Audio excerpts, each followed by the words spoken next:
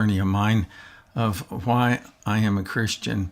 And I'm not only going to be sharing my story, but I also wanted to invite guests of people whom I know all around the world and have them come on from time to time and tell a little bit about their story. And so, well, let me just jump in and give you a little bit of background. Is that before I became a Christian, I fancied myself to be an atheist. And then eventually I made a commitment to Christ and became a Christian. But after I became a Christian, that I had just a ton of doubts and questions about God, about Jesus, about the Bible, and on and on and on. They were just relentless. And I remember one day telling my wife, and actually this was after I entered the ministry, I told my wife, I'm not so sure that I believe this anymore. And of course, that she wasn't too excited about that. But then I decided to do this, is that I was going to figure out why I believe what I believe or quit believing it.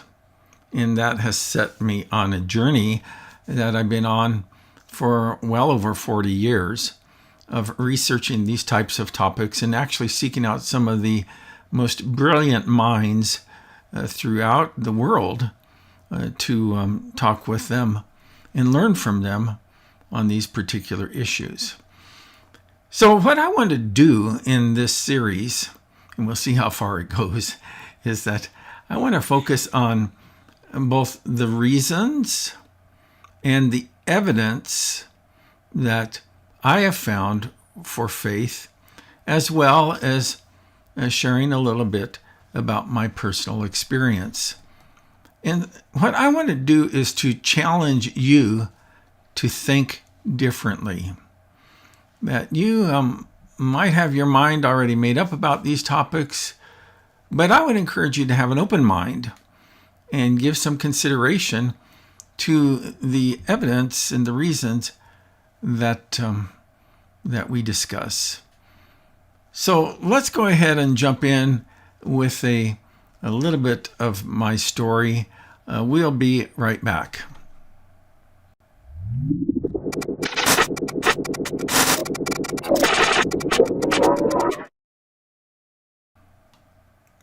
Think differently. That's what this is all about.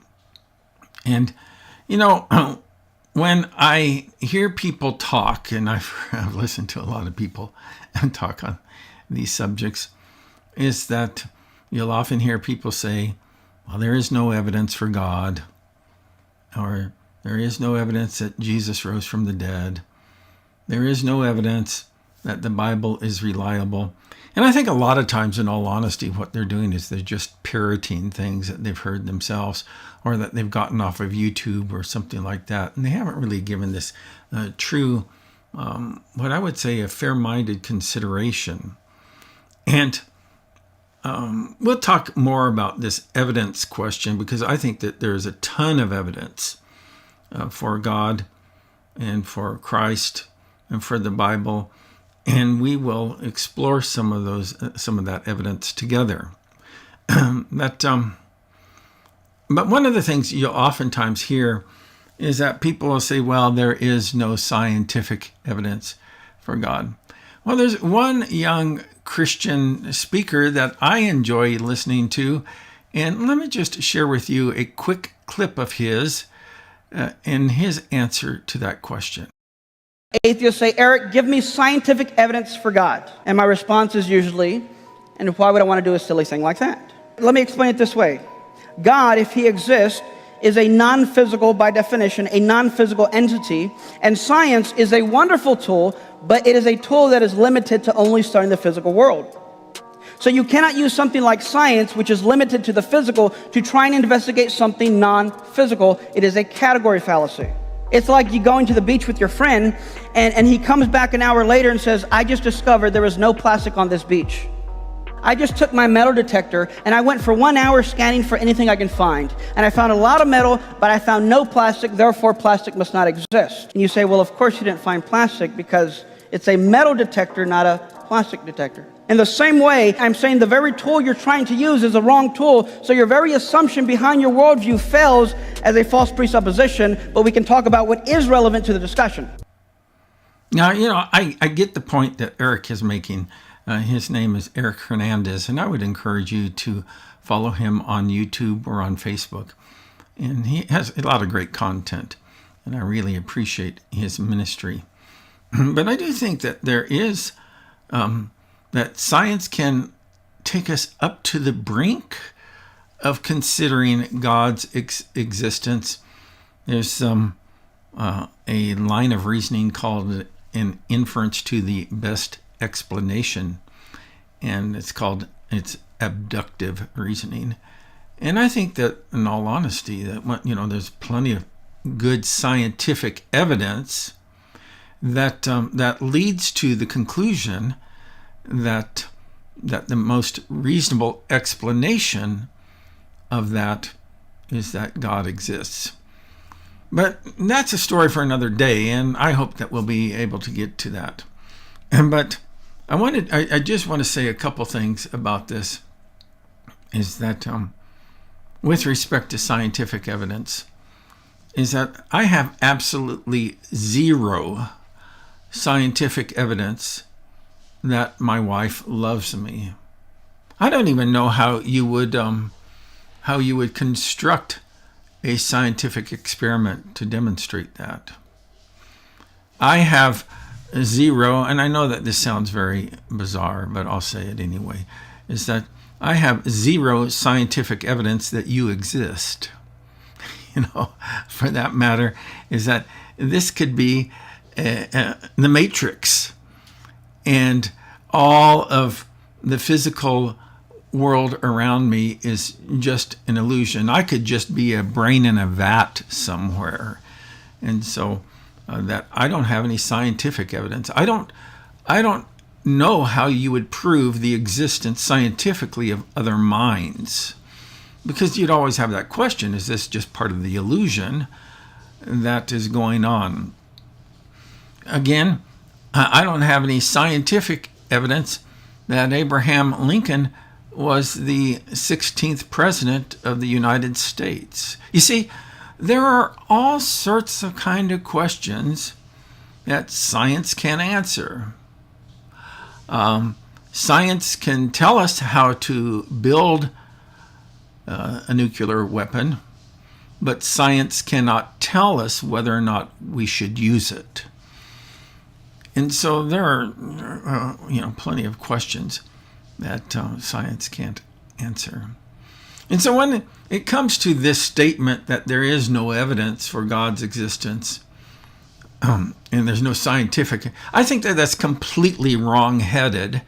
And while it may sound like you're saying something intelligent, it's just a lot of nonsense. I want to share with you just briefly what I think is the major cause for people's skepticism about God. And I know it's been a major cause for the struggles that I've had along the way. And that now I've been a pastor for a long time.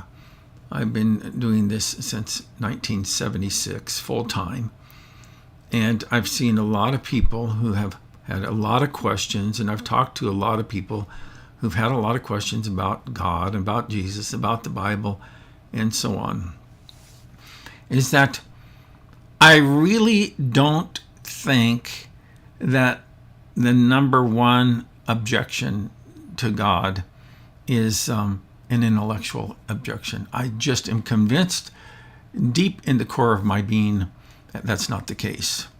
I think that the number one reason why people reject God and are led into doubts and questions is because of disappointment.